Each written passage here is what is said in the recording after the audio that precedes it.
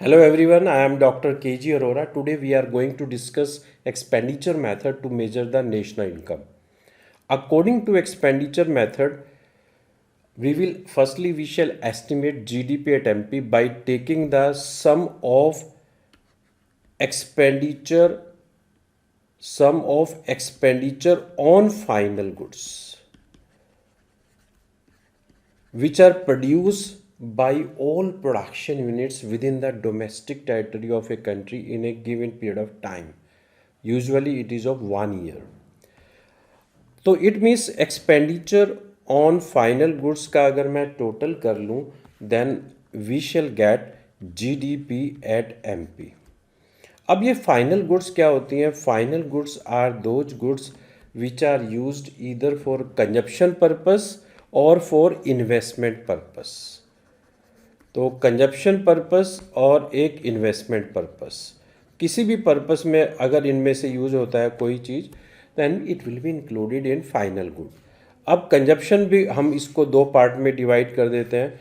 First one is जो household हम खर्चा करते हैं on durable goods, semi durable goods, non durable goods and services. तो उन सब का टोटल जो आ जाएगा that will give you private final consumption expenditure.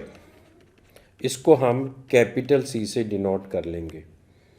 Then government final consumption expenditure, जो गवर्नमेंट अपने आप लोगों को मीन्स अपने सिटीजन को सर्विसेज प्रोवाइड करने के लिए बहुत सारी सर्विसेज पर खर्चा करती है, बहुत सारे गुड्स पर खर्चा करती है, that is government final consumption expenditure.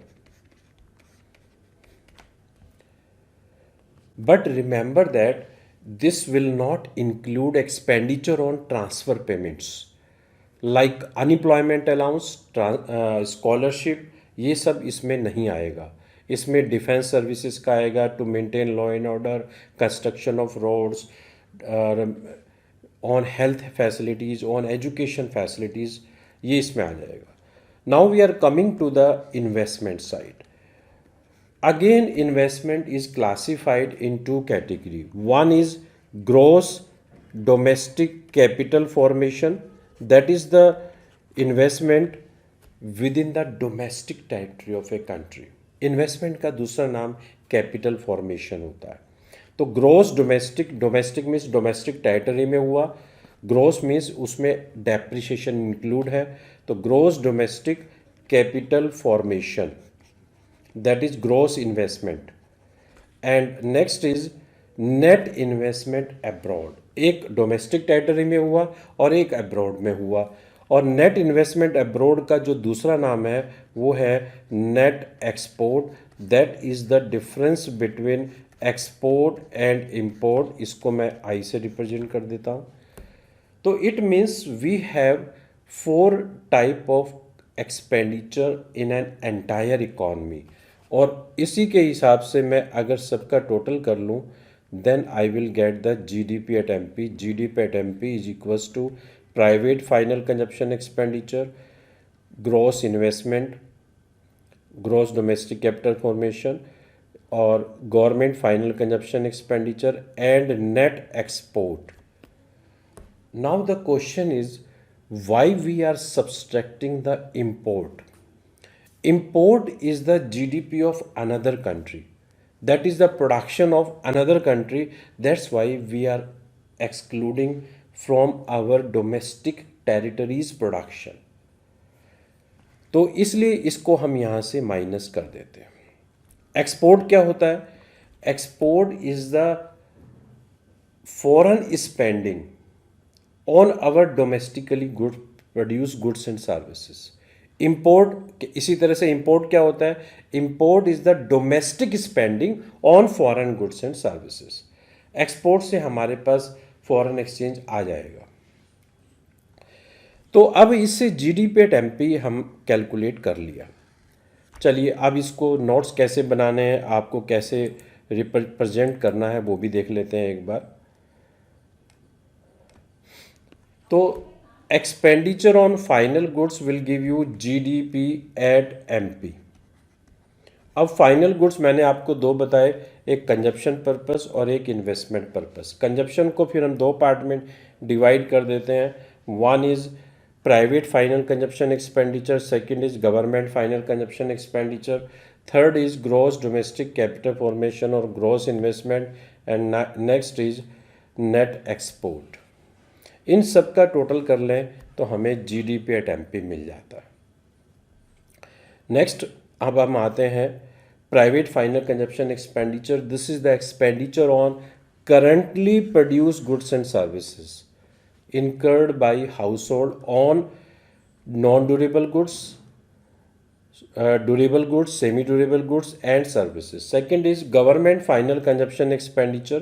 This is the department expenditure on government administrative department to maintain law and order, education, health, इन सब के ऊपर जो खर्चा होता है वो गवर्नमेंट फाइनल कंजप्शन एक्सपेंडिचर में इंक्लूड होगा। But remember that it will not include expenditure on transfer payments like unemployment allowance, scholarship, इसमें कोई इंक्लूड नहीं होगा। ये ट्रांसफ़र पेमेंट है, ये नॉन फैक्टर इनकम है।